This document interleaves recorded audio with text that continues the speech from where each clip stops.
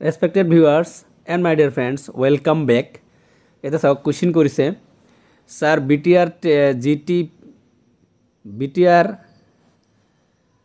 GT subject wise cut off এনালাইসিসৰ ওপৰত এটা ভিডিও দিয়ক আপোনাৰ এক্সপেৰিয়েন্স আছে এটা ভিডিও লাগে আৰু কি প্ৰশ্ন কৰিছে এইটো এনসাৰ মই দিম এইটো ভিডিও বনাম তাৰ পিছত আছে প্ৰশ্ন কৰিছে ভাল explanation sir Assam GT PGT কেতিয়া হ'ব মই ডিডব্লিউ জিটি কথা এনালাইসিস কৰিছিলো বা মই এনালাইসিস একচুয়ালি নহয় সোৰ্সৰ পৰা খবৰ পাই আপোনালোকৰ লগত শেয়াৰ কৰিছো তো এইটো এক্সাক্ট হৈছে কাৰণে এইটো জনাইছে আৰ কি ঠিক আছে এইটো আলোচনা কৰি আছো লগতে আৰু বিভিন্ন কোশ্চেন আলোচনা কৰিম মেৰিট লিষ্ট কেতিয়া হ'ব বা জেনাৰেল ভেৰিফিকেশন কেতিয়া হ'ব ডিডব্লিউৰ আৰু জিটি পিজিটি অসম টেটটো কেতিয়া হ'ব লগতে এপয়েন্টমেন্ট কেতিয়া হ'ব মেৰিট লিষ্ট কেতিয়া হ'ব ইত্যাদি বিষয়বস্তু আলোচনা কৰিম গতিকে ভিডিওটো শেষলৈকে চাব and one request to you চেনেলটো হ'লে সাবস্ক্ৰাইব কৰিবলৈ নাপাহৰিব মই এনেকুৱা ধৰণৰ informative and preparation of any kind of examination video বনাই থাকো so let's start the discussion তো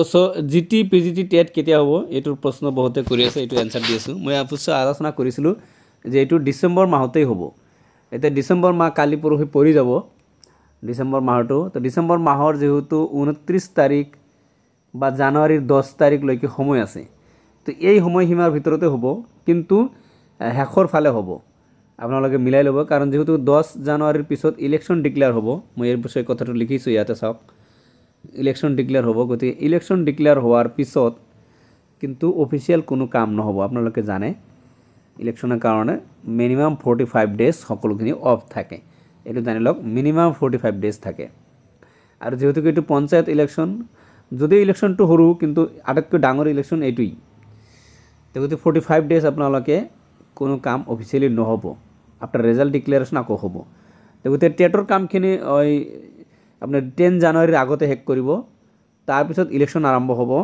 তাৰ পিছত মাৰ্চৰ পৰা বাহিৰ হ'ব মেৰিট লিষ্টৰ কথাটো ইয়াতে লিখিছো merit list of DW Assam কেতিয়া হ'ব তো এও হ'ব মার্চ লৈকে হ'ব এক্সাক্ট এনেকুৱা নহব মানে হয়তো এক দুই দিন ইফালে হ'ব পাৰে বাট এনেকুৱাই হ'ব আচ্ছা তাৰ পিছত আছে কি এপয়েন্টমেন্ট কেতিয়া দিব এপয়েন্টমেন্ট তো আপোনালোকে জানাই এপয়েন্টমেন্ট 10th মে দিব ডিডব্লিউৰ লগতে অন্যান্য যিমান এপয়েন্টমেন্ট আছে সকলো দিব এজ পাৰ সিএম সাৰে কৈছে 40000 মান 40000 ম্যাক্সিমাম বাট 30000 দিবই আৰ কি বিভিন্ন বিভাগত আচ্ছা তাৰ পিছত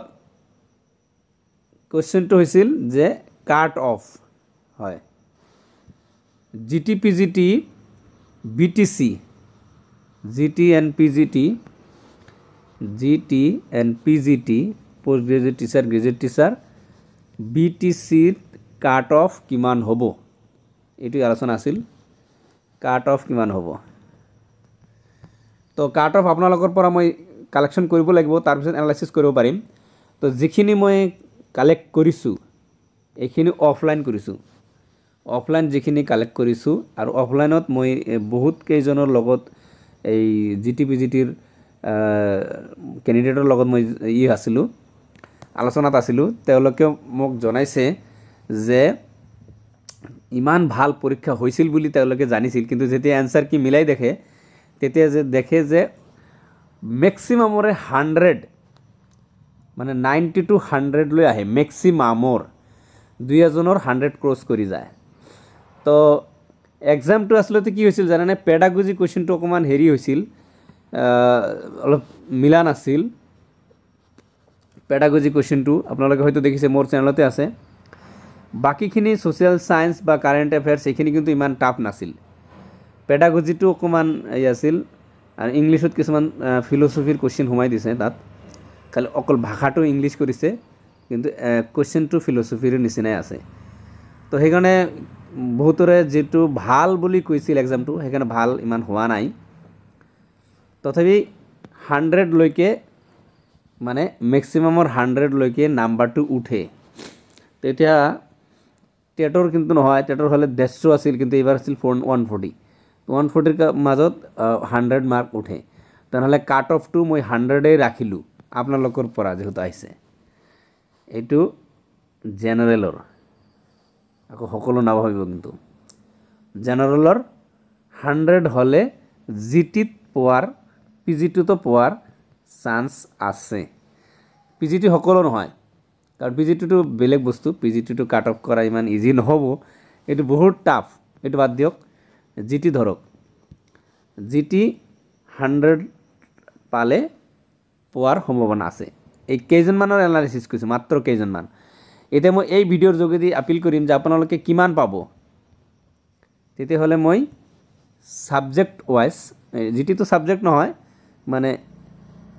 জিটি টিচাৰ ৱাইজ, জিটি 4 প্ৰকাৰ টিচাৰ আছে, GT arts, GT science, GT math, GT Hindi and GT Sanskrit, 5 প্ৰকাৰ। তো এই হয়তো ইয়াতে BTC সংস্কৃত টিচাৰ আছিল নে নাই মোৰ খেয়াল নাই,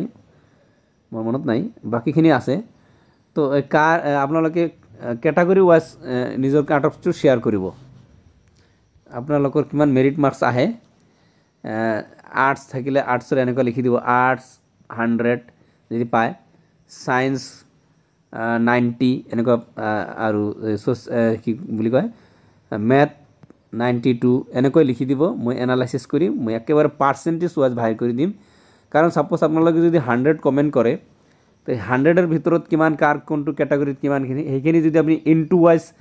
গোটেই পপুলেশ্যন মাৰি দিয়ে, কিন্তু একজেক্ট কিন্তু হিচাপটো বাহিৰ হৈ যাব। এইটো এটা কাট অফ বাহিৰ কৰাৰ ছিষ্টেম। মই আপোনালোকক এই অংকটো কৰি দেখাইছিলোঁ কেনেকৈ কাট অফটো বাহিৰ কৰিব লাগে। তো মই আশা কৰিম যে আপোনালোকে 2-3 দিনৰ ভিতৰতে নিজৰ স্ক'ৰ বৰ্ডটো স্ক'ৰটো শ্বেয়াৰ কৰিব। নেক্সট ভিডিঅ'ত আমি কাট অফ ডিছকাছ কৰিম। চ' এইখিনি আছিল আজিৰ ভিডিঅ'। তো ভিডিঅ'টো ভাল লাগিলে অৱশ্যই লাইক কৰি দিব, আৰু কিবা জানিবলৈ হ'লে কমেণ্ট কৰিব। এণ্ড ওৱান ৰিকুৱেষ্ট ইউ, চেনেলটো নতুন হ'লে ছাবস্ক্ৰাইব কৰি দিব। Thank you so' much.